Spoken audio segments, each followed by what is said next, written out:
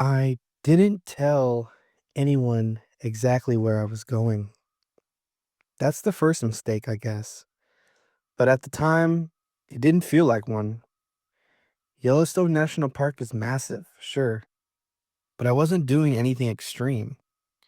Just a solo day hike, a loop trail I'd read about online. Quiet, scenic, not too technical.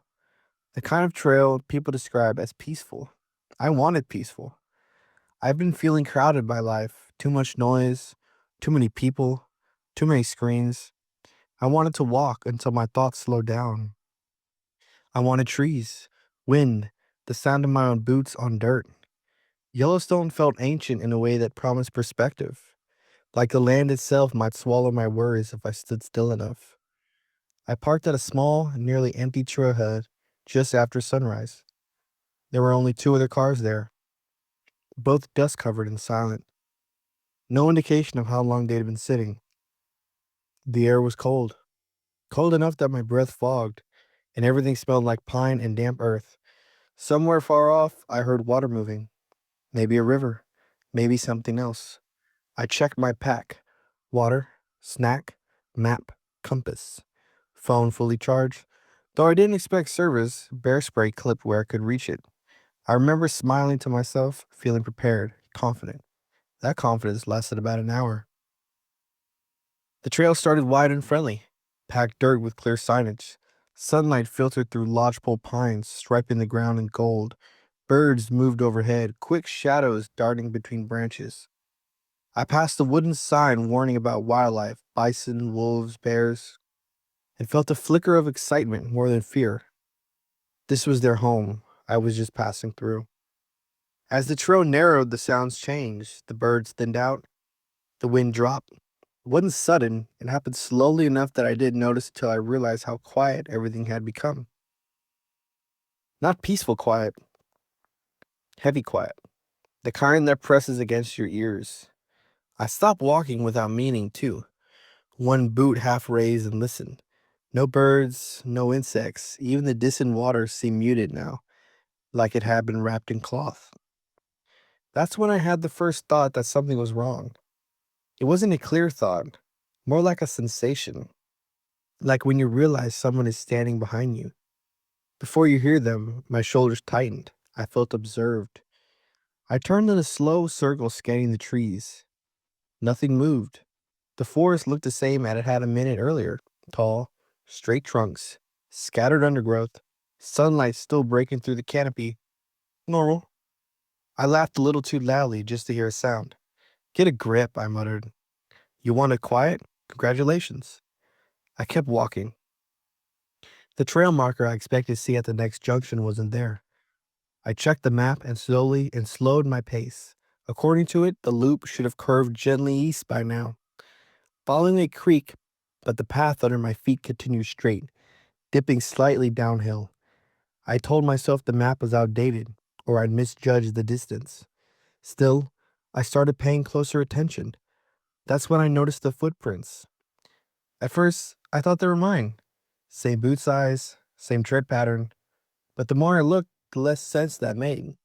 The prints were ahead of me, leading into the trail, not behind me, and they were fresh, sharp edges in the dirt, recently made. My stomach tightened. Hello? I called out. My voice sounded smaller than I wanted it to. Anyone out here? No answer. I stood there for a long moment, debating. There was nothing inherently threatened about another hiker, but I hadn't passed anyone since the trailhead, and something about the way the footprints just appeared bothered me. I considered turning back. That's when I heard it. A sound from deeper in the woods, not a growl, not a footstep, just a low, dragging noise, like something heavy being pulled slowly across the forest floor. As soon as I stopped, as soon as I noticed it, I waited, heart pounding, listening so hard my ears ached. After a full minute of nothing, I convinced myself it had a fallen branch shifting or an animal rooting around. Yellowstone is full of animals. I knew that. I moved again, but this time I stayed alert, too alert. Every snapped twig made me jump. Every shadow between the trees felt like it leaned toward me when I wasn't looking. The sense of being watched grew stronger the farther I went. It wasn't just behind me anymore. It felt like it was all around, between the trees, just out of sight, pacing me, not rushing, not hiding exactly, just there. I tried to rationalize it. Humans are wired to find patterns, to invent threats. When we're alone too long, especially in a place this wild, it reminded myself of that over and over. It didn't help. After another half hour, I reached a clearing I didn't recognize. The trees pulled back abruptly, revealing a stretch of open ground dotted with steaming vents. Thin columns of mist rose from the earth, hissing softly. The smell of sulfur stung my nose. Geothermal area? That wasn't on the map. I stopped at the edge, suddenly unsure. The ground ahead looked solid, but I knew better than to trust appearances in Yellowstone. One wrong step could send you through a thin crust into boiling water. I checked my map again, turning it this way and that. Nothing matched. A cold realization settled in my chest. I was lost. Not hopelessly lost, not yet, but off trail enough that the familiar landmarks were gone. I told myself to stay calm. Panic wastes energy. I could retrace my steps, find the main trail again. That's where I noticed the footprints again. They circled the clearing, not crossing it, not leading away, just looping around the perimeter, keeping a careful distance from the steaming ground. Watching. My mouth went dry. I backed up slowly, eyes scanning the tree line. The forest beyond the clearing looked darker somehow, the shadows thicker. The mist drifted lazily, obscuring slightness. Every instinct screamed at me to leave, to put distance between myself and whatever was making those tracks. I turned around and started walking fast. The dragging sound returned almost immediately, closer now. I didn't look back. I focused on my breathing, on keeping my steps steady.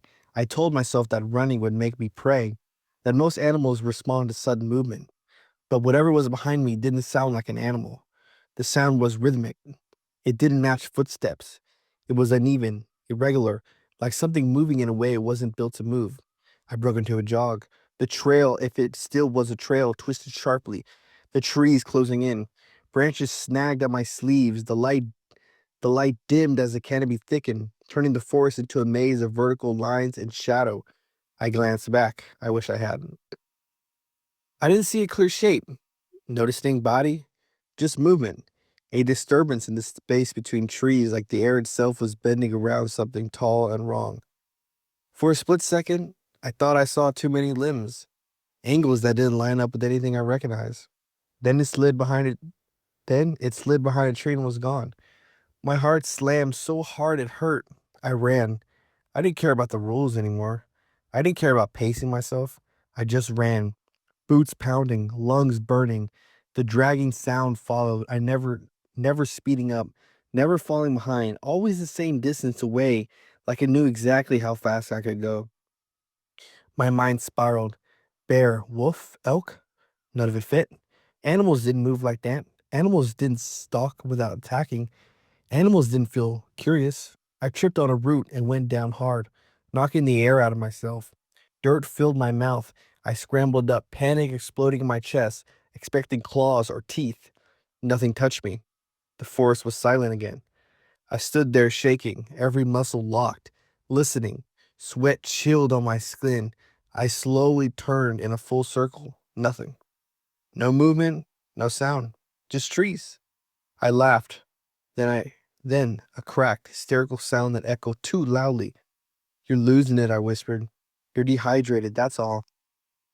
That's when I realized something else was wrong. The sun was lower. Too low. I checked my watch, confusion flooding me. According to it, only a couple of hours had passed since I parked, but the light filtered through the trees had shifted to late afternoon gold shadows stretching long and thin. I hadn't noticed time passing. That scared me more than anything so far. I tried using my phone, but there was no signal. The GPS struggled, the map spinning uselessly before freezing. I shut it off to save battery. I followed what I thought was downhill, hoping it would lead to water or a road or anything familiar. The terrain grew rougher, the forest denser. Fallen logs blocked my path, forcing detours that disoriented me further. The feeling of being watched returned stronger than ever.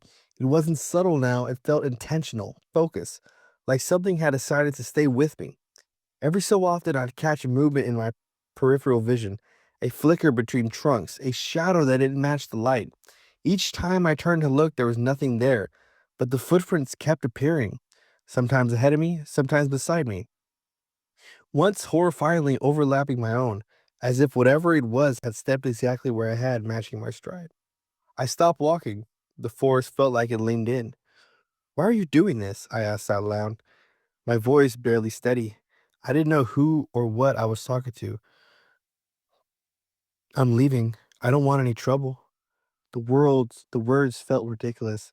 The moment I said them, and a part of me hoped stupidly that acknowledging it might change something. For a long moment, nothing happened. Then the dragging sound started again. This time it was in front of me. I froze. The sound moved slowly, deliberately, just beyond a cluster of trees. I couldn't see it, but I could hear it shifting, adjusting, like it was positioning itself, blocking me. My hand shook as I reached for the bear spray, unclipping it with clumsy fingers. I held it out in front of me, thumb hovering over the trigger. "I will use this," I said louder. "I swear I will." The sound stopped. The silence that followed was absolute. Then, from somewhere close, too close, I heard a breath. Not an animal huff, not a human breath either. It was drawn out, controlled, testing. I sprayed. A bright orange cloud burst into the air. The capsicum burned my eyes as I turned away. I coughed, gagging, stumbling back blindly. I kept spraying until the canister was empty, panic overriding any sense of conservation. I didn't hear reaction. No roar, no retreat. When the spray dissipated enough for me to see again, the space ahead was empty. No tracks, no movement. I didn't wait to understand. I turned and ran in the opposite direction, crashing through brush, not caring where I was going anymore. My lungs screamed, my legs burned. Tears blurred my vision, whether from fear or the spray, I couldn't tell. I ran until I couldn't anymore. When I finally collapsed against a tree, gasping, the forest had changed again. The trees were thinner here, the ground sloped more gently. Through the branches, I glimpsed something gray and straight that made my heart leap. The road. I staggered toward it, half expecting the ground to give away or the shadows to rise up and pull me back, but nothing stopped me. I burst out of the tree line onto asphalt, nearly falling to my knees. A park road. I laughed and cried at the same time. A broken sound torn out of me by relief. A car approached from the distance, headlights already on at the fading light. I waved my arms wildly. The driver stopped. I must have looked insane, covered in dirt, eyes red, shaking uncontrollably. The ranger asked me what happened if I was hurt, if I'd seen any wildlife. I tried to explain. The words sounded wrong the moment they left my mouth, disjointed, vague. I talked about being followed, about footprints, about something moving through the trees. I heard how it sounded and hated myself for it. The ranger listened politely, nodding, but his eyes heard that comfort look when they get when they don't quite believe you. "Probably a bear or wolf you didn't get a good look at," he said gently. "Happens more than you think. The forest can play tricks on you." He gave me water, drove me back to my car, and reminded me about trail safety, about letting people know your plans, about staying on marked path. I thanked him. I nodded. I agreed. I didn't argue because how could I? I left Yellowstone that night, hands still trembling on the steering wheel. The park faded into darkness behind me, vast and unreadable. I told myself I was safe now, but sometimes late at night, I wake up with that same heavy feeling pressing against my chest, that sense of being watched, and I remember the footprints, how they matched mine, how they never hurried, how whatever followed me didn't seem angry, just interested. And I can't shake the thought that I didn't stop because I escaped. I stopped because it decided to let me go. That's all, guys. I'll see y'all in the next video. Thank you.